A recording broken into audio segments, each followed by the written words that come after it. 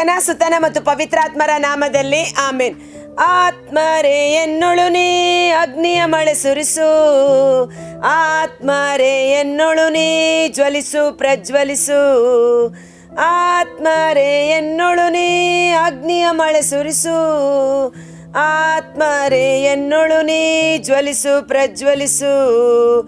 ಎಲಿಯನ ಆತ್ಮರೇ ತುಂಬಿರಿ ಶಕ್ತಿಯನು, ಎಲಿಶನ ಆತ್ಮರೇ ನೀಡಿರಿ ಶಕ್ತಿಯನು, ದಾನಿಯೇಲನ ಆತ್ಮರೇ ಎಬ್ಬಿಸು ನಮ್ಮನ್ನು, ಅಗ್ನಿಯಂತೆ ಶಕ್ತಿಯಂತೆ ತುಂಬಿರಿ ಕೃಪೆಯನ್ನು. ಆತ್ಮರೇ ಎನ್ನೊಳು ನೀ ಅಗ್ನಿಯ ಮಳೆ ಸುರಿಸು, ಆತ್ಮರೇ ಎನ್ನೊಳು ನೀ ಜ್ವಲಿಸು ಪ್ರಜ್ವಲಿಸು.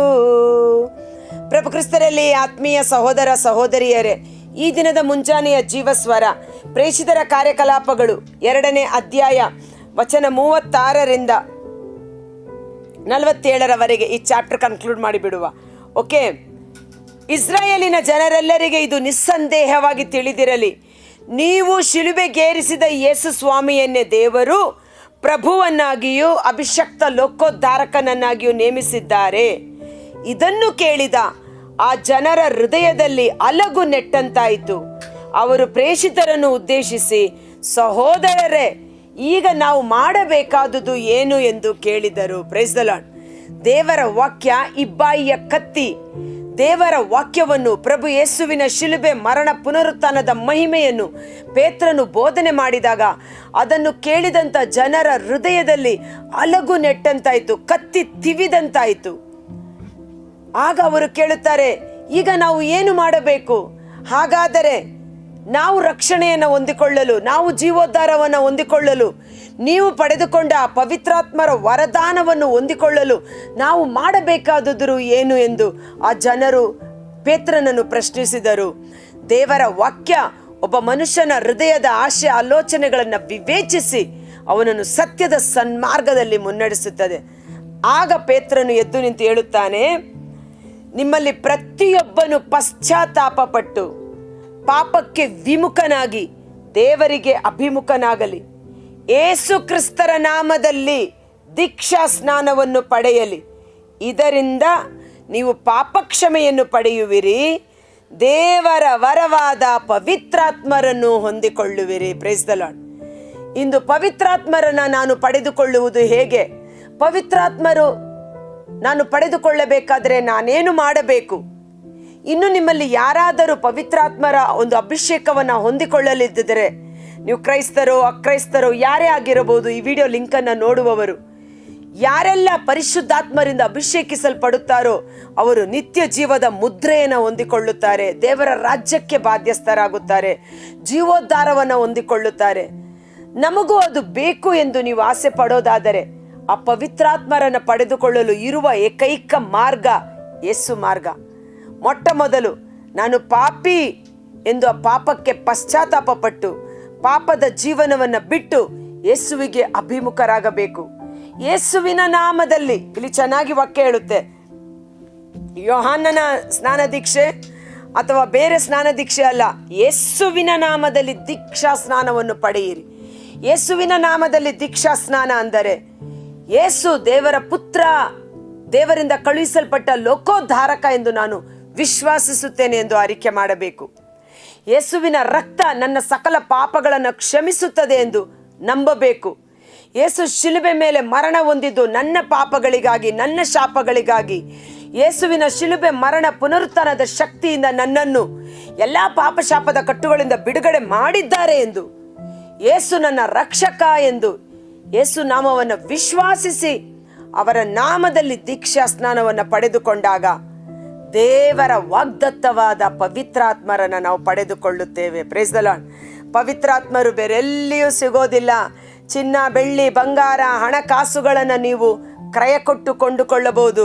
ಪವಿತ್ರಾತ್ಮರ ವರವನ್ನು, ಪವಿತ್ರಾತ್ಮರ ಅಭಿಷೇಕವನ್ನು ಹಣಕಾಸಿನಿಂದ ಕೊಂಡುಕೊಳ್ಳಲು ಸಾಧ್ಯವೇ ಇಲ್ಲ. ಅದಕ್ಕಾಗಿ ಪ್ರಭು ಯೇಸು ಹೇಳಿದ್ದು ಯೋಹಾನ 6:27 ಅಳಿದು ಹೋಗುವ ಆಹಾರಕ್ಕಾಗಿ ದುಡಿಯಬೇಡಿರಿ, ನಿತ್ಯ ಜೀವವನ್ನು ಕೊಡುವ ದೇವರ ವಾಗ್ದತ್ತ ಆತ್ಮರಿಗಾಗಿ ದುಡಿಯಿರಿ ಎಂಬುದಾಗಿ. ಯೇಸು ಕ್ರಿಸ್ತರ ಮುಖಾಂತರ ಪವಿತ್ರಾತ್ಮರನ್ನು ಯಥೇಚ್ಛವಾಗಿ ನೀಡಲಾಗುತ್ತದೆ. ಯಾರಲ್ಲಿ ಯೇಸು ಇಲ್ಲವೋ ಅವರಲ್ಲಿ ದೇವರ ಆತ್ಮ ಕಾರ್ಯ ಮಾಡುವುದಿಲ್ಲ. ಯೇಸುವನ್ನು ನಂಬುವ ಪ್ರತಿಯೊಬ್ಬನು ಯೇಸುವಿನ ಪರಿಶುದ್ಧಾತ್ಮರಿಂದ ಅಭಿಷೇಕಿಸಲ್ಪಡುತ್ತಾನೆ. ಇಂದು ನಿಮಗೆ ಪವಿತ್ರಾತ್ಮರು ಬೇಕು ಅಂದರೆ ನೀವು ಯೇಸುವನ್ನು ಸ್ವೀಕರಿಸಬೇಕು, ದೇವರ ವಾಕ್ಯವನ್ನು ನಂಬಬೇಕು. ಅವರ ವಾಗ್ದತ್ತ ಆತ್ಮರಿಂದ ನೀವು ಪಡುತ್ತೀರಿ. Praise the lord. ಈ ವಾಗ್ದಾನವನ್ನು ನೋಡಿ, ಈ ವಾಗ್ದಾನವನ್ನು ನಿಮಗೆ ಮಾತ್ರವಲ್ಲ, ನಿಮ್ಮ ಸಂತತಿಗೂ ದೂರ ಇರುವ ಎಲ್ಲರಿಗೂ ಸರ್ವೇಶ್ವರನಾದ ದೇವರು ತಮ್ಮತ್ತ ಆಹ್ವಾನಿಸುವ ಪ್ರತಿಯೊಬ್ಬರಿಗೂ ಮಾಡಲಾಗಿದೆ. ಯೇಸುವಿನ ಬಳಿ ಬರುವ ಪ್ರತಿಯೊಬ್ಬರಿಗೂ ಯಥೇಚ್ಛವಾಗಿ ನೀಡಲಾಗುತ್ತದೆ. ನಿಮಗೂ ನಿಮ್ಮ ಸಂತತಿ ಸಂತಾನಕ್ಕೂ ಪವಿತ್ರಾತ್ಮರು ದೊರಕುವುದು. ತೀತನಿಗೆ ಬರೆದ ಪತ್ರ 3ನೇ ಅಧ್ಯಾಯ ವಚನ 6ರಲ್ಲಿ ಯೇಸು ಕ್ರಿಸ್ತರ ಮುಖಾಂತರ ದೇವರು ನಮ್ಮ ಮೇಲೆ ಧಾರಾಳವಾಗಿ ಪವಿತ್ರಾತ್ಮರನ್ನ ಸುರಿಸಿದ್ದಾರೆ. ಯೇಸು ನಿಮಗೆ ಗೊತ್ತಿಲ್ಲದಿದ್ದರೆ ಪವಿತ್ರಾತ್ಮ ನಿಮಗೆ ಗೊತ್ತಿಲ್ಲ.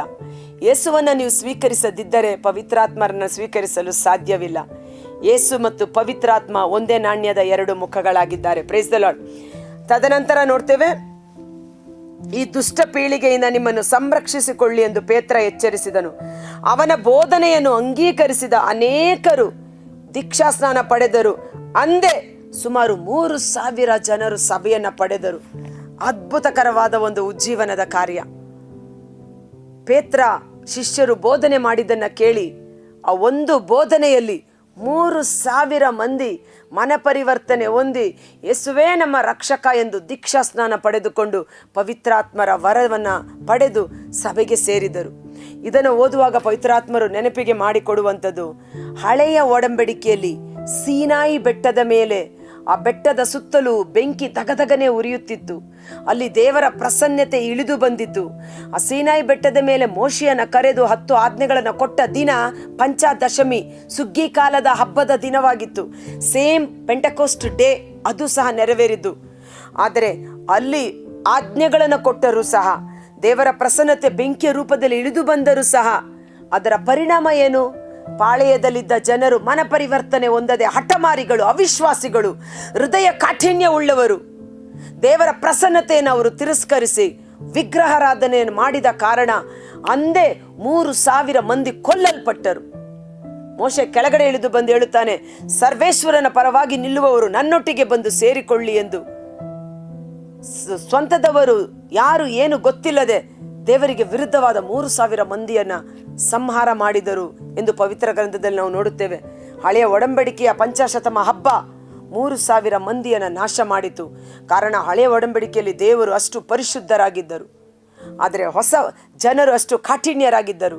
ಹೊಸ ಒಡಂಬಡಿಕೆಯಲ್ಲಿ ಇಳಿದು ಬಂದ ಪವಿತ್ರಾತ್ಮ, ಪ್ರೀತಿಯ ಆತ್ಮ, ಜೀವ ಕೊಡುವ ಆತ್ಮ, ಪಾಪದಲ್ಲಿ ನಾಶನದಲ್ಲಿದ್ದ 3,000 ಮಂದಿ ಮಾನಸಾಂತರ ಹೊಂದಿ ದೀಕ್ಷಾಸ್ನಾನ ಪಡೆದುಕೊಂಡು ಜೀವೋದ್ಧಾರವನ್ನು ಪಡೆದುಕೊಂಡರು.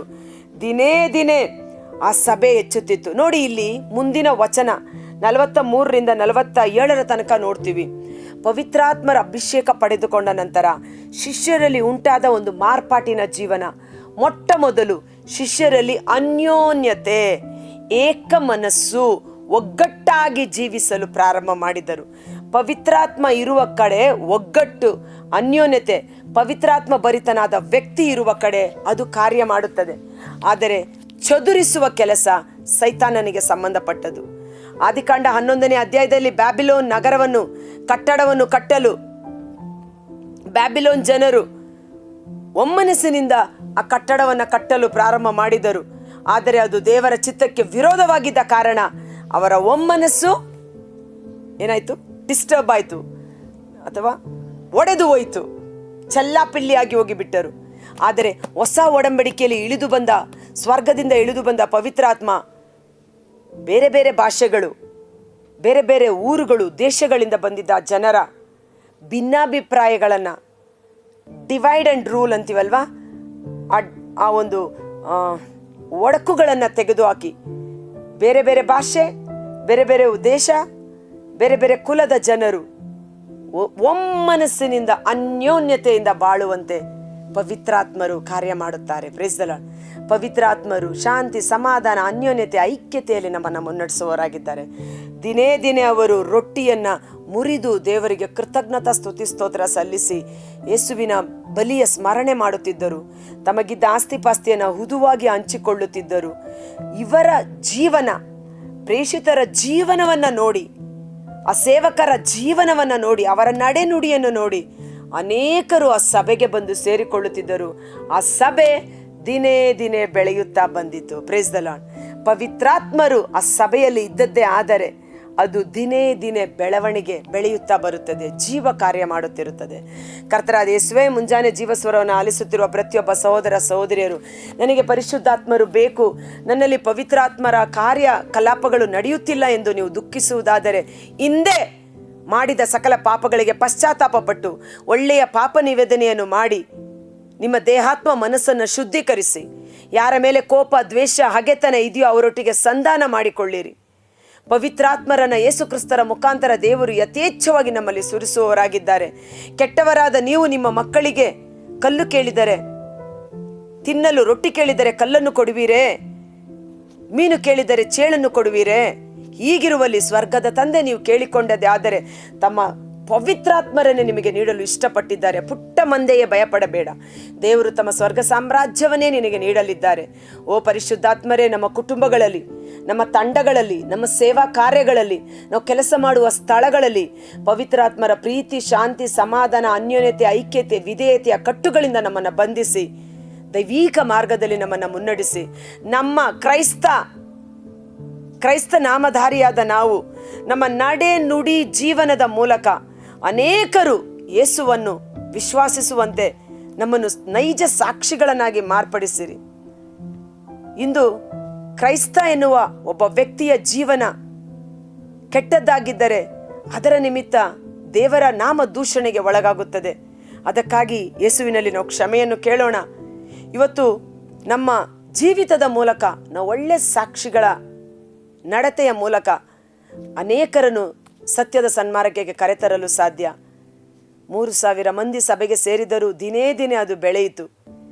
ಇವತ್ತು ನಾವು ಸಹ ಪವಿತ್ರಾತ್ಮರ ಅಭಿಷೇಕದಲ್ಲಿ ಹೊಸ ಸೃಷ್ಟಿಗಳಾಗಿ ನಡೆಯಿಂದಲೂ ನುಡಿಯಿಂದಲೂ ಜೀವಿತದ ಕಾರ್ಯಗಳಿಂದ ಮತ್ತೊಬ್ಬ ಯೇಸುವಾಗಿ ಸಾಕ್ಷ್ಯ ಜೀವನ ನಡೆಸುವಂತೆ ಪವಿತ್ರಾತ್ಮರು ನಮ್ಮನ್ನು ಅಭಿಷೇಕ ಮಾಡಿ ಮುನ್ನಡೆಸಲಿ. ಯೇಸುವಿನ ಅದ್ಭುತಕರವಾದ ನಾಮದಲ್ಲಿ ಪ್ರಾರ್ಥಿಸಿ ಬೇಡಿ ಹೊಂದಿಕೊಳ್ಳುತ್ತೇವೆ. ಆಮೆನ್.